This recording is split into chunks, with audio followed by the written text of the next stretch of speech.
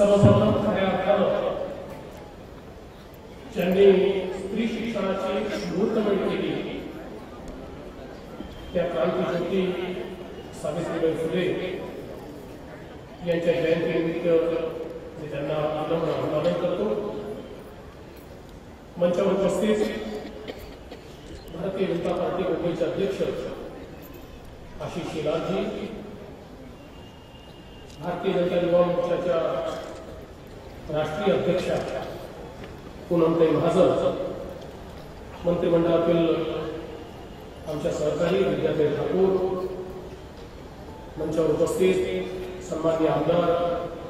संजयजी कुटे, योगेशजी सागर, मनीषाताई चौधरी, सरदार तारासिंहजी, पराग Rawane, captain Kamal सिंगलजी, Amit साटमजी, भाई गिरकरजी, प्रवीण दरेकरजी, मनोजी कोटक, विजयजी चौगुले, सौगुले, सुनीलजी कर्जतकर, या ठिकाणी मंचावर उपस्थित सर्व सन्माननीय पदाधिकारी, विशेषतः ओबीसी समाजातील विविध संघटनांचे या ठिकाणी उपस्थित असलेले पदाधिकारी आणि उपस्थित सर्व भगिनी आणि बंधूंनो, महाराष्ट्र सरकारच्या वतीनं जो निर्णय घेण्यात आला की या महाराष्ट्रामध्ये राहणारा तमाम ओबीसी समाज जो खूप मोठ्या संख्येनं या महाराष्ट्रामध्ये महाराष्ट्राच्या सामाजिक जीवनामध्ये आज या ठिकाणी महाराष्ट्राला समृद्ध करण्याचा प्रयत्न करतोय, पण हा सहज मागास नाही। शैक्षणिक दृष्ट्या असेल, आर्थिक दृष्ट्या असेल, आणि म्हणून या समाजाला देखील सर्व प्रकारच्या संधी मिळाल्या पाहिजे। भारताच्या संविधानानं इतर मागास वर्गाला ज्या काही सवलती दिल्या त्या सर्व सवलती त्या समाजापर्यंत पोहोचल्या पाहिजे। समाजाकरता विविध प्रकारच्या विकासाच्या योजना तयार झाल्या पाहिजे। याकरता महाराष्ट्र शासनानं ओबीसीचं मंत्रालय वेगळं करण्याचा निर्णय घेतला आणि खऱ्या अर्थानं मला आनंद आहे की देशातलं पहिलं राज्य ठरलं की ज्या ठिकाणी ओबीसी समाजाकरता स्वतंत्र मंत्रालयाची निर्मिती करण्यात आली। खरं म्हणजे मंडल आयोगाने ज्यावेळी ओबीसीला आरक्षण देण्याचा निर्णय केला आणि त्या निर्णयानंतर काही सुप्रीम कोर्टामध्ये केसेस झाल्या, त्या केसेसच्या माध्यमातून सर्वोच्च न्यायालयाने निर्णय दिला की ओबीसीच्या आरक्षणामध्ये नॉन क्रिमिलियनची अट घातली पाहिजे। ओबीसी समाजामध्ये जे अधिक मागास आहे, विशेषतः आर्थिकदृष्ट्या जे मागास आहे, त्यांना आरक्षणाचा अधिक लाभ मिळाला पाहिजे आणि म्हणून नॉन क्रिमिलियनची उत्पन्न मर्यादा करून प्रत्येक राज्यानं ओबीसीला त्या ठिकाणी आरक्षण द्यावं। 99 साली ज्यावेळी आम्ही महाराष्ट्राच्या विधानसभेत निवडून गेलो आणि एका अतिशय ओबीसी बहु अशा मतदारसंघात तमाम ओबीसी बांधवांनी मला त्या ठिकाणी मतदान कर आणि म्हणून पाठवलं, त्यावेळी माझ्या असं लक्षात आलं की नॉन क्रिमिलियनची उत्पन्न मर्यादा केवळ 1 लाख रुपये आणि त्यामुळे त्या वेळचा सकल जो ओबीसी समाज आहे या आरक्षणापासून मोठ्या प्रमाणात वंचित होता आणि अनेक वर्षांपासून ही अट जी आहे ती अट म्हणजे ती आधी 50,000 होती, ती युती शासनात 1 लाख झाली, पण त्यानंतर ती काय अट वाढवण्यात येत नाही आणि म्हणून मी 2000 सालापासून त्याचा संघर्ष सुरू केला आणि महाराष्ट्राच्या विधानसभेमध्ये पहिल्यांदा विनंती अर्ज समितीच्या माध्यमातून ओबीसीची नॉन क्रिमिलियनची उत्पन्न मर्यादा 2.5 लाखापर्यंत गेली पाहिजे अशा प्रकारचा मोठा संघर्ष आम्ही विधानसभेमध्ये आणि विधानसभेच्या बाहेर उभारला आणि त्यानंतर त्या समितीला मी पूर्णपणे कन्व्हिन्स केले। मला अजूनही आठवतं की आमचे वर्ध्याचे शेंडे साहेब जे विधान परिषद सभेचे उपाध्यक्ष होते ते समितीचे प्रमुख होते आणि मी त्यांना वर्धेला जाऊन भेटलो आणि त्यांच्यासमोर संपूर्ण मी विशद केलं की कशा प्रकारे कॉन्स्टिट्यूशनने संविधानाने रचना तयार केली आहे आणि त्या रचनेला अभिप्रेत अशा प्रकारे जर आपण ही उत्पन्न मर्यादा वाढवली नाही तर ज्या ओबीसी समाजाला आरक्षणाचा फायदा आपण दिलाय तो मिळू शकतो आणि त्यामुळे आपल्याला ही उत्पन्न मर्यादा वाढवली पाहिजे. जवळजवळ 1.5 वर्ष तो संघर्ष चालला आणि त्या 2 वर्षाच्या संघर्षानंतर शेवटी विधानसभा समितीने रिपोर्ट दिला, त्याचा मी पाठपुरावा केला आणि ही जी नॉन क्रिमिनलची उत्पन्न मर्यादा आहे ही जवळजवळ 10 वर्षानंतर 1 लाखावर 2.5 लाखावर त्या काळामध्ये माझ्या संघर्षामध्ये गेली आणि त्यानंतर सातत्याने आम्ही सगळे संदेश आम्ही सगळे ओबीसी समाजाचे जे वेगवेगळे घटना आहेत त्या घटना घेऊन महाराष्ट्राच्या विधानसभेमध्ये सातत्याने आम्ही संघर्ष करतो. एक गोष्ट सातत्याने आमच्या लक्षात आहे की ओबीसी समाजाला आपण सामाजिक न्याय विभागाच्या अंतर्गत ठेवलाय आणि सामाजिक न्याय विभागाकडे इतकी दायित्व आहे, त्यांच्याकडे सर्व प्रकारच्या शेड्यूल कास्टच्या सगळ्या स्कीम्स त्यांना चालवाव्या लागतात, स्पेशल कॉम्पोनंट फ्लॅट त्यांना चालवावा लागतो, दिव्यांगांच्या स्कीम्स त्यांना चालवाव्या लागतात. त्यामुळे समाजातला हा जो सगळ्यात मोठा घटक आहे ओबीसी, या घटकाकडे जेवढ्या प्रमाणात लक्ष दिलं गेलं पाहिजे तेवढ्या प्रमाणात फोकस हा या मंत्रालयाच्या माध्यमातून होत नाही आणि म्हणून त्याही काळामध्ये सातत्याने आम्ही ही मागणी करायचो की ओबीसीचं स्वतंत्र मंत्रालय असलं पाहिजे. आमच्या नेहमी लक्षात असेल की ओबीसीच्या स्कॉलरशिपचा विषय असेल त्या मंत्रालयाच्या अंतर्गत मधल्या भागामध्ये तो विषय उशिरा यायचा, मग त्या स्कॉलरशिप मिळायच्या नाही, मग दर अधिवेशनात आम्हाला अधिवेशन बंद करावं लागायचं, मग ते पैसे त्या ठिकाणी संघर्ष करून मिळवावे लागायचे आणि त्यामुळे एक प्रकारे कधी पुढे अन्याय हा सातत्याने त्या ठिकाणी होताना बघितला आणि म्हणूनच या ठिकाणी सरकार आल्यानंतर आम्ही हा निर्णय केला की हा जो समाज आहे जो आपल्या लोकसंख्येचा एक मोठा घटक आहे आणि वेगवेगळ्या प्रकारच्या 348 जातींनी हा घटक तयार झालेला आहे आणि आपण ज्याला खऱ्या अर्थानं आपल्या इथे जी अनुकेदार अशा प्रकारची सगळी जी पद्धत होती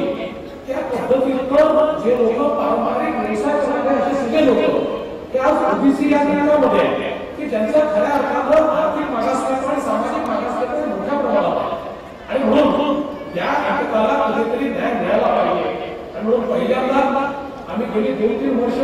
सरकार याच्यासाठी संघर्ष करत होतो की नॉन क्रिमिनलची उत्पन्न मर्यादा ही 6 लाख रुपये झाली पाहिजे, पण जुन्या सरकारने ती काही केली नाही. पण मला आनंद वाटतो की आम्ही या ठिकाणी ती उत्पन्न मर्यादा 6 लाखापर्यंत केल्यामुळे आज जवळजवळ 3 कोटी लोकांना थेट त्याचा फायदा झाला आणि एक बृहत लोकसंख्या जी आहे ही लोकसंख्या आज या आरक्षणाच्या शिक्षणाच्या सर्व सोयीमध्ये त्यांना तो फायदा आज या ठिकाणी प्राप्त झाला. त्यासह मोठ्या प्रमाणात वेगवेगळ्या योजना योग्य प्रकारे चालल्या पाहिजे याकरिता एक स्वतंत्र मंत्रालय हे आपण तयार करायचं ठरवलं. मला आरोग्य वाटतं की नुकतंच कॅबिनेटमध्ये तो निर्णय घेऊन आम्ही स्वतंत्र मंत्रालय त्या ठिकाणी तयार करायचा निर्णय केला. एक मुख्य सचिवांच्या अध्यक्षतेखाली कमिटी तयार केली. त्या कमिटीला आम्ही 3 महिन्याचा कालावधी दिला की त्या 3 महिन्यामध्ये शेवटी एक नवीन मंत्रालय तयार करायचं, त्या मंत्रालयाची सगळी व्यवस्था उभी करावी लागते, कुठले विषय त्यांच्याकडे असतील, ते कसे हाताळतात, त्याचे अधिकारी कोण असतील, त्याचा सचिव कोण असेल, अशा प्रकारच्या सगळ्या बाबी या त्या ठिकाणी आम्ही तयार केल्या आणि आता सध्या या ओबीसी मंत्रालयाचा कार्यभार माझ्याचकडे आहे. पण लवकरच हे संपूर्ण मंत्रालय निर्णय करून त्याच्याकरता ओबीसी विभागाकरता एक स्वतंत्र मंत्री देखील हा निश्चितपणे आम्ही त्या ठिकाणी देणार आहोत की ज्या माध्यमातून या युवक समाजाकरता ज्या योजना आहेत त्या अधिक परिणामकारक होते या त्या ठिकाणी आपल्याला राबवता आला पाहिजे. आता जे स्कॉलरशिपचे वेगवेगळे विषय आहेत सगळ्या स्कॉलरशिप आम्हाला ऑनलाईन करायचे. आता काही ऑनलाईन आपण केलेले आहे पण ते आधार लिंक करून आणि त्या स्कॉलरशिप आपला जो ओबीसी घटक असेल त्याच्या खात्यातच त्या जमा झाल्या पाहिजे जेणेकरून आज या स्कॉलरशिपच्या माध्यमातून भ्रष्टाचार मोठ्या प्रमाणात म्हणजे मध्यंतरीच्या काळामध्ये असं लक्षात आलं की ओबीसीच्या नावावर काही लोक हा सगळा पैसा गळत करतात आणि म्हणून मग आम्ही त्याच्यामध्ये एक एसआयटी तयार केली. त्या एसआयटी मध्ये आमच्या असं लक्षात आलं की जवळजवळ 800-900 कोटी रुपये हे आज वेगवेगळ्या घटकांच्या नावाने त्या ठिकाणी त्याचा अपहार झालेला आहे आणि हा पैसा जो समाजातल्या शेवटच्या माणसापर्यंत पोहोचायला हवा होता हा पैसा काही संस्था चालकांनी संगनमत करून खोटी नावे दाखवायची, खोटे प्रवेश दाखवायचे, खोटे ओबीसी दाखवायचे, खोटे आदिवासी दाखवायचे, एससी दाखवायचे आणि या माध्यमातून हा सगळा पैसा हा त्या ठिकाणी स्वतःकडे धडक करण्याचं काम त्यांनी केलं आणि म्हणून मग आपण काही निर्णय केला की आता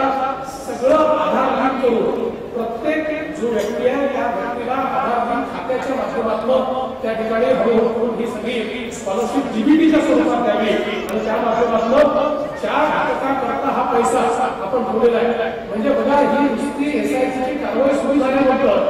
200 कोटी रुपये कोणी क्लेमच केले 200 कोटी रुपये पहिल्या सरकार नसतं कारण हे 200 कोटी रुपये क्लेम करणारे लोकच नव्हते ओबीसीच्या एसटीच्या नावावर लोक या ठिकाणी हा सगळा पैसा खात होते मला नेहमी असं वाटतं की वेगवेगळ्या घटकांकरता इतक्या योजना आपण चालवतो आणि त्या योजना अनेक वेळा असं लक्षात येतं की कॉन्ट्रॅक्ट करता चालतात त्या योजना संस्थाचालकांकरता चालतात आता आपण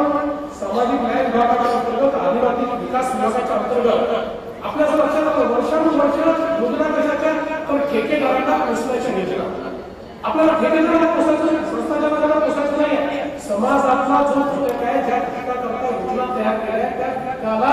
त्याच्या जीवनात परिवर्तन झालं पाहिजे याकरता योजना असल्या पाहिजे पण दुर्दैवाने पुरवठादार ठेकेदार यांच्याकरताच डिपार्टमेंट चालत होते आणि मग आपण क्रांतिकारी निर्णय केला आणि सगळं आधार लिंक करून डीबीटीच्या माध्यमातून थेट त्या लाभार्थीच्या खात्यामध्ये पैसे जायचे कॉन्ट्रॅक्टरला नाही त्या कंत्राटदाराला म्हणजे नाहीतर आमचे विभाग हे केवळ सायकल खरेदी करा मग ब्लँकेट खरेदी करा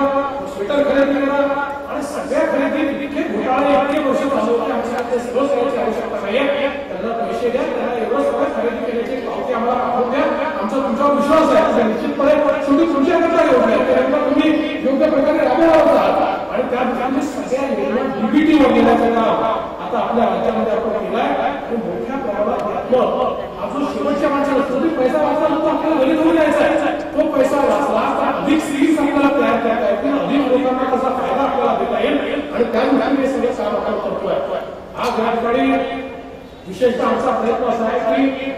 आपल्या ओबीसी समाजाच्या अंतर्गत खूप मोठे स्किल्स आहेत इतक्या वेगवेगळ्या प्रकारच्या आपल्या सगळ्या बलुतेदारीच्या पद्धतीमधलं इतके वेगवेगळे व्यवसाय आहेत या व्यवसायांना आपल्याला आधुनिकता कशी देता येईल त्याला आधुनिक जगाशी कसं जोडता येईल त्याला स्किल्स कशा देता येतील आणि त्या दृष्टीनं आम्ही स्किल डेव्हलपमेंटचे काही अभ्यासक्रम तयार केलेले आहेत की ज्यातून या प्रत्येक घटकाचं स्किल हे वाढलं पाहिजे आणि त्यांना आज आधुनिक जगामध्ये त्या ठिकाणी मोठ्या प्रमाणात रोजगार तयार करता आला पाहिजे आज आपण जर बघितलं तर ही रोजगाराची जी निर्मिती आहे ही रोजगाराची निर्मिती करण्याकरता केवळ त्यांचं जे लिंकेज आहे आधुनिक मार्केटशी करणं त्याला थोडंसं सॉफ्ट स्किल देणं त्याला थोडंसं ट्रेनिंग देणं अशा प्रकारच्या व्यवस्था जर आपण उभ्या केल्या तर त्या व्यवस्थांच्या माध्यमातून आपल्याला हे काम करता येईल आज आपलं ओबीसी महामंडळ आहे हे महामंडळ हे अतिशय कमकुवत अशा प्रकारचं महामंडळ आहे त्याला जेवढी ताकद असली पाहिजे तेवढी ताकद नाही आहे आता या ओबीसी मंत्रालयाच्या अंतर्गत हे ओबीसी विकास महामंडळ आहे ज्यातून आपण वित्त पुरवठा करू शकतो ज्यातून आपण स्किल डेव्हलपमेंट करू शकतो हे महामंडळ देखील आम्ही स्ट्रेंथन करणार आहोत त्या महामंडळाला आम्ही अधिकचा निधी देणार आहोत आणि त्या माध्यमातून ओबीसी समाजामध्ये उद्योजक तयार करायला ओबीसी समाजामध्ये जे स्वयंउद्योग करणारे आहेत त्यांची एक मोठी मालिका तयार झाली पाहिजे अशा प्रकारचा प्रयत्न देखील राज्य सरकारच्या वतीनं करण्याचा प्रयत्न आम्ही सुरू केलेला आहे आणि मला विश्वास आहे शेवटी इतक्या वर्षाचा हा अन्याय आहे वर्षानुवर्ष चाललेला अन्याय आहे आपल्याला नावा नाही आहे की एका वर्षामध्ये सगळं बदलून टाकू शेवटी आम्हालाही बदलायला थोडा वेळ लागेल पण आज एक मात्र मी दाव्याने सांगतो की ओबीसी समाजाच्या उत्थानाकरता त्यांच्या विकासाकरता सकारात्मक पावलं उचलण्याची सुरुवात आम्ही केलेली आहे दिशा आम्ही घेतलेली आहे आणि योग्य दिशेने जर आम्ही निघालो तर मला विश्वास आहे की आम्ही या समाजाला उचित प्रकारचा न्याय या ठिकाणी देऊ शकू राज्यामध्ये आज हे सरकार आल्यानंतर विविध समाजाच्या ज्या वेगवेगळ्या मागण्या आहेत त्या मागण्यांच्या संदर्भात राज्य सरकार अतिशय सकारात्मकतेनं पुढे जात आहे खरं म्हणजे पूर्वी आपण बघितलं की राजकारणामध्ये दोन समाज एकमेकांसमोर आणायचे दोन समाजांना लढवत ठेवायचं दोन समाजांना झुंजवत ठेवायचं आणि त्याच्या भरोश्यावर राजकारण करायचं अशा प्रकारची पद्धती खूप वर्ष आपण वापरली कशा संघर्ष पाहिजे जर आपल्याला सगळ्यांना सोबत घेऊन पुढे जायचं आहे खरं म्हणजे आज वेगवेगळ्या समाजांच्या वेगवेगळ्या मागण्या ज्या आहेत त्या मागण्यांना आम्ही त्यातले ज्या न्याय मागण्या योग्य मागण्या त्या आम्ही उद्या करत पुढे चाललो कारण आम्हाला असं वाटतं की जोपर्यंत या महाराष्ट्र तळाला जो सकल समाज आहे बहुजन समाज आहे या महाराष्ट्रातला जाणारा मागास समाज आहे या संपूर्ण समाजाचा जोपर्यंत विकास होणार नाही त्याचा उत्थान होणार नाही तोपर्यंत महाराष्ट्र पुढे जाऊ शकत नाही हा महाराष्ट्र मुघलांचा नाही आहे मुघलांचा महाराष्ट्र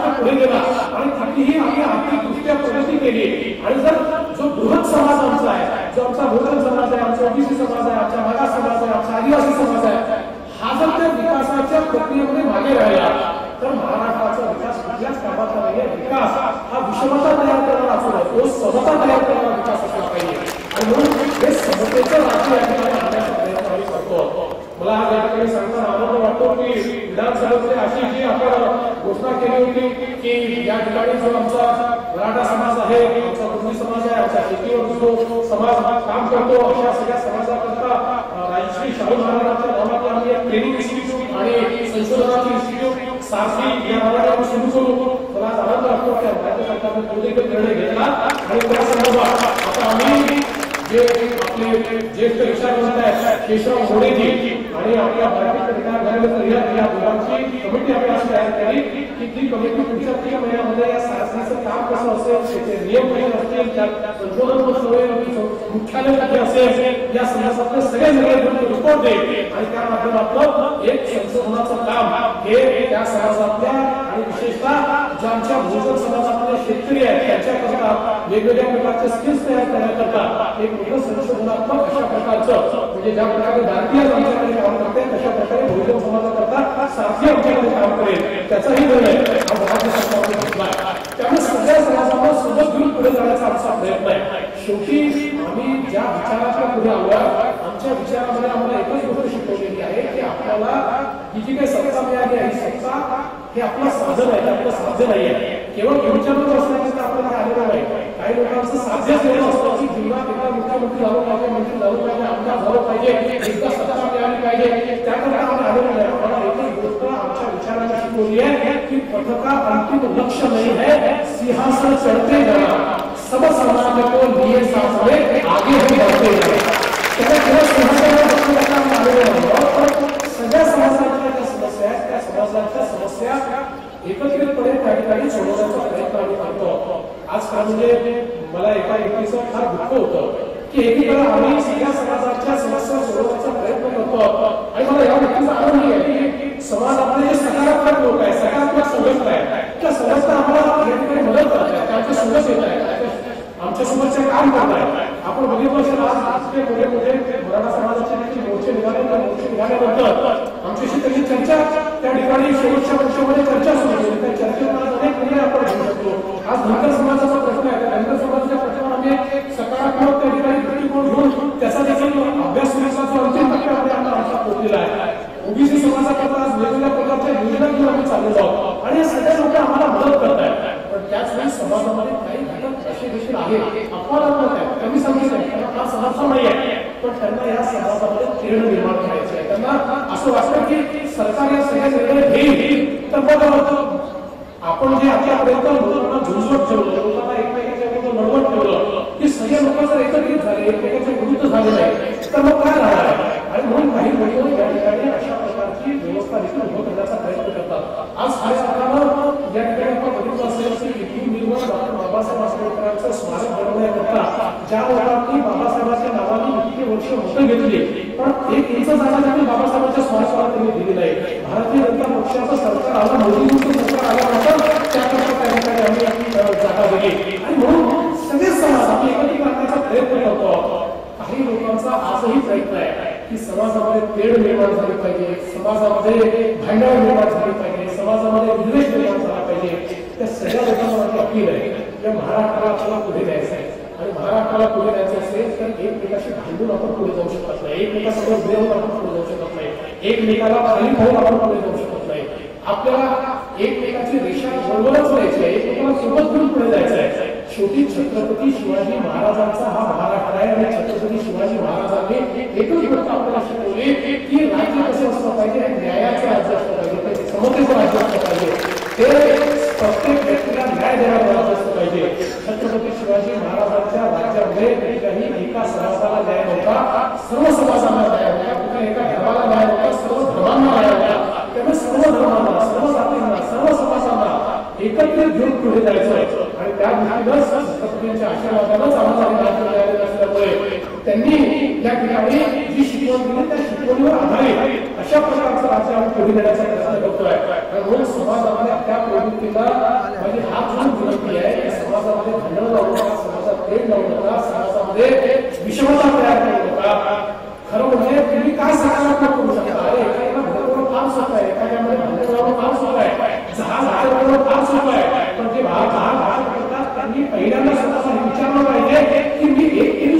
सकारात्मक कार्य माझ्या समाजाचा तरी केला आहे का? मगच तुम्हाला बोलूया की या ठिकाणी अधिकार प्राप्त होतो ज्यावेळी आपल्या समाजाला एक तरी सकारात्मक पाऊल हे आपण उचललेलं असेल, समाजाच्या उत्थानाकरता, समाजाच्या वेदनेकरता ज्यावेळी आपण सकारात्मक गोष्टी करू त्याच वेळी समाजाचे पुढारी म्हणून घेण्याचा आपला अधिकार असतो. आणि म्हणून या महाराष्ट्रात एक नवीन दिशा ही आपण तयार केली पाहिजे की ज्याच्यामध्ये